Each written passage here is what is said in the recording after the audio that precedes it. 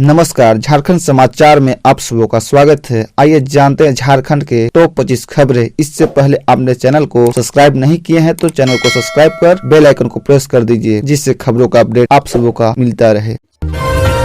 रंका व चिनिया जंगल के आसपास के क्षेत्र में फिर दिखा तेंदुआ, ग्रामीण में दहशत का माहौल। रंका पश्चिम वन क्षेत्र के समीपवर्ती गांव में तेंदुओं को लेकर एक बार फिर से भय का माहौल बना हुआ है। ग्रामीण की माने तो बंदुआ बरवाडी गांव के जंगल से सटे इलाके में रविवार से मंगलवार दोपहर और शाम के समय कई जगहों पर लगातार तेंदुओं को देखा गया है, जबकि ग्रामीणों के सूचना पर पहुंचे वन कर्मियों ने भी पग चिन्ह की शिनाख्त के पश्चात अधिकारियों को इलाके में तेंदुए होने की जानकारी दी है। वन कर्मियों ने बरवाडी एवं बंदुआ गांव के ग्रामीणों को विशेष सतर्कता बरतने की सलाह दी है। मंगलवार दोपहर को चिनिया थाना क्षेत्र के बरवाडी गाँव से बंदुआ होते हुए चफला गाँव तक हो रहे सड़क निर्माण कार्य से जुड़े लोगों ने बताया कि सड़क निर्माण कार्य में लगे जेसीबी और ट्रैक्टर चालक गाड़ी बंद कर खाना खा रहे थे, तभी एकाएक बगल से गुजर रहे तेंदुए को देखा। तेंदुए पर नजर पड़ते ही कर्मी खाना पीना छोड़कर जेसीबी के केबिन में घुस गए। कर्मियों ने बताया गया कि करीब 2 मिनट में ही तेंदुआ वहां से वापस जंगल की ओर चला गया। इसी संबंध में वन क्षेत्र पदाधिकारी गोपाल चंद्र ने बताया कि रंका पश्चिमी वन क्षेत्र के सटे ग्रामीण इलाकों में आदमखोर तेंदुआ देखा गया है। इसे लेकर संबंधित इलाकों में वन कर्मियों के माध्यम से लोगों को सतर्क किया जा रहा है। तेंदुए को ट्रैकुलाइन करने का प्रयास जारी है। तब तक सभी ग्रामीणों को विशेष सतर्कता बरतने की अपील की गई है।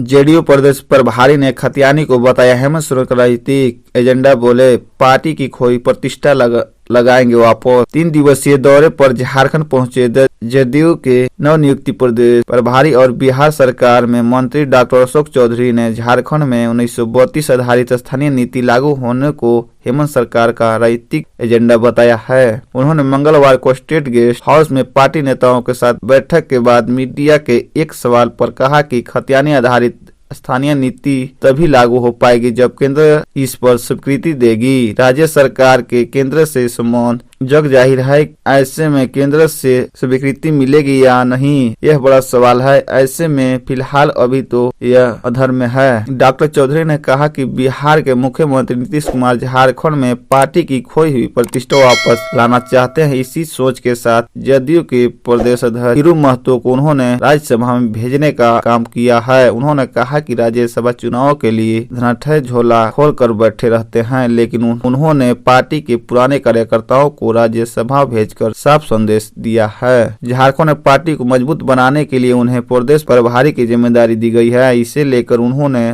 पार्टी नेताओं के साथ लगातार 2 दिनों तक मत मंथन किया। पुराने साथियों को भी पार्टी में वापस लाने के लिए उनसे मुलाकात की है। वे झारखंड में पार्टी को 6 माह में नए स्वरूप में लाने का काम करेंगे। खतियानी यात्रा में गरजे हेमंत सोरेन, बोले झारखंड पर खतियानी ही करेगा राज, भाजपा ने 20 सालों में किया बुरा हाल। मुख्यमंत्री हेमंत सोरेन ने मंगलवार को कोडरमा से खतियानी जोहार यात्रा के दूसरे चरण की शुरुआत की। कोडरमा में खतियानी यात्रा को संबोधित करते हुए उन्होंने झारखंड के मूल निवासियों और उनके अधिकारियों की जमकर पैरवी की। सीएम ने कहा कि बिहार में बिहारी, उड़ीसा बंगाली में बंगाली राज करता है, लेकिन झारखंड में छत्तीसगढ़ी राज कर रहा था। अब समय आ गया है कि झारखंड पर भी सिर्फ एक ही झारखंडी ही राज करेगा। रैली को संबोधित करते हुए मुख्यमंत्री ने कहा कि आज तक झारखंड के मूलवासी की पहचान नहीं हो पाई थी। 20 सालों तक इनके अधिकारियों का हनन होता रहा, लेकिन अब ऐसा नहीं होगा। सोरेन ने कहा कि खतियानी का मतलब है कि अपनी पहचान भारत में हमारी पहचान कैसे हो कि हम झारखंडी हैं, इसके लिए यह जरूरी था। उन्होंने कहा कि इंसान दुनिया भर में घूमता है, लेकिन उसकी पहचान एक ही होती है। उन्होंने कहा कि जो खतियानी है वही झारखंडी है। रेलवे ने अचानक बदला ट्रेनों का रूट, शक्तिपुंज समेत इन ट्रेनों के रूट में हुए बदलाव, यात्रियों की बड़ी परेशानी। रेलवे ने हावड़ा से जबलपुर जाने वाली शक्तिपुंज एक्सप्रेस समेत कई अन्य ट्रेनों के रूट में एकाएक बदल दिए गए हैं। अपने निर्धारित मार्ग की जगह अब ट्रेन बदले रूट से चलेगी। रेलवे की ओर से बताया गया है कि धनबाद मंडल के अनपारा करेला रोड व मिश्राधुरी स्टेशनों पर न इंटरलॉकिंग के कारण ट्रेनों के रूट में परिवर्तन किया गया है। ट्रेनों के मार्ग में एकाएक हुआ बदलाव से यात्रियों की परेशानी बढ़ेगी, क्योंकि 17 जनवरी को हावड़ा से शक्तिपुंज एक्सप्रेस दोपहर में ही खुल चुकी है, जबकि रेलवे ने शाम में बदलाव की सूचना जारी की है। 17 और 18 जनवरी को जबलपुर से चलने वाली 11,447 जबलपुर हावड़ा शक्तिपुंज एक्सप्रेस परिवर्तन मार्ग कटनी साउथ प्रयागराज छिवकी चुनार व चौपन होकर चलेगी। 17 और 18 जनवरी को हावड़ा से चलने वाली 11,448 हावड़ा जबलपुर शक्तिपुंज एक्सप्रेस परिवर्तित मार्ग 18 जनवरी को अहमदाबाद से चलने वाली 19,413 अहमदाबाद कोलकाता एक्सप्रेस परिवर्तित मार्ग कटनी मुड़वार कटनी सतना प्रयागराज छिवकी चुनार व चौपन होकर चलेगी। मिड डे के मील के खाते से 101 करोड़ रुपए की फर्जी तातरन के आरोपी संजय तिवारी के खिलाफ जालसाजी का मामला दर्ज। झारखंड सरकार के मिड डे मील के खाते से 101 करोड़ रुपए की फर्जी हस्तांतरण के आरोपी भानु कंस्ट्रक्शन के संचालक संजय तिवारी के खिलाफ मंगलवार को रांची के अरगोड़ा थाने में जालसाजी से संबंधित धाराओं में प्राथमिकी दर्ज हो गई है। यह प्राथमिकी ईडी की अनुशंसा के आधार पर दर्ज की गई है। मनी लॉन्ड्रिंग के तहत ईडी की जांच के दौरान उनके ठिकाने से जब्त 5 एसयूवी गाड़ियों का रजिस्टर नंबर फर्जी पाए जाने के बाद ईडी ने अरगोड़ा थाना में लिखित शिकायत की थी। ईडी के क्षेत्रीय कार्यालय रांची के सहायता निदेशक विनोद कुमार की शिकायत पर अरगोड़ा थाने में प्राथमिकी दर्ज की गई है। ईडी की जांच में यह बात सामने आई थी कि उसने 5 लग्जरी गाड़ियों में फर्जी रजिस्टर नंबर लगा रखा था। ईडी ने संजय तिवारी को मनी लॉन्ड्रिंग मामले में 23 नवंबर 2011 गिरफ्तार किया गया था। उसी दौरान उसके घर से ईडी ने उनकी 5 गाड़ियों को जब्त किया था। ईडी की जांच में यह भी बात सामने आई है कि उसने NHI का भी फर्जी पहचान पत्र बनवाया रखा था, जिसका उसने गलत उपयोग किया। CID करेगी पुलिस हिरासत में व्यवसायी की मौत की जांच। परिजनों ने ASI व 2 पुलिसकर्मियों के खिलाफ दर्ज कराई है FIR।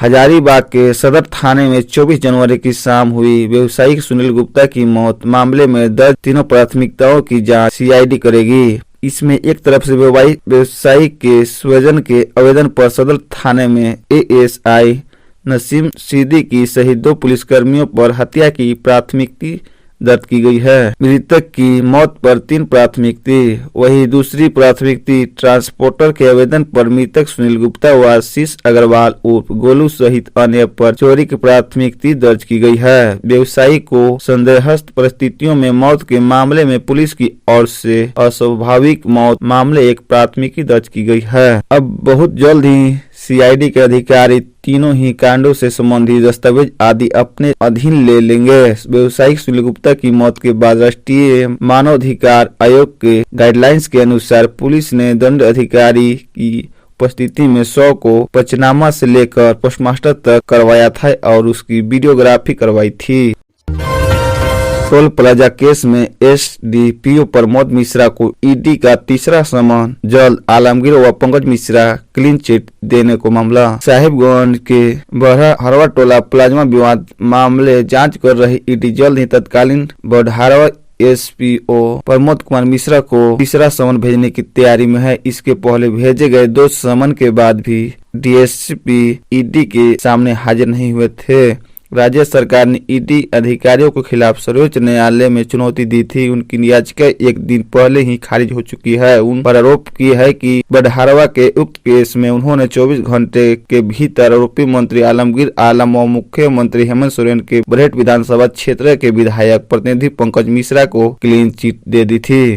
बड़हरवा के टोला प्लाजा टेंडर विवाद में मारपीट धमकी मामले में 22 जून 2020 को प्रतिनिधि प्राथमिकता दर्ज हुई थी। इसमें मंत्री आलमगीर, मुख्यमंत्री हेमंत सोरेन के विधायक प्रतिनिधि पंकज मिश्रा सहित कई अन्य आरोपी बनाए गए थे। प्राथमिक दर्ज होने के अगले ही दिन यानी 23 जून को महज 24 घंटे के भीतर कांड के पर्यवेक्षण करता तत्कालीन SDPO बड़हार प्रमोद कुमार मिश्रा ने मंत्री आलमगीर आलम और विधायक प्रतिनिधि पंकज मिश्रा को क्लीन चिट दे दी थी।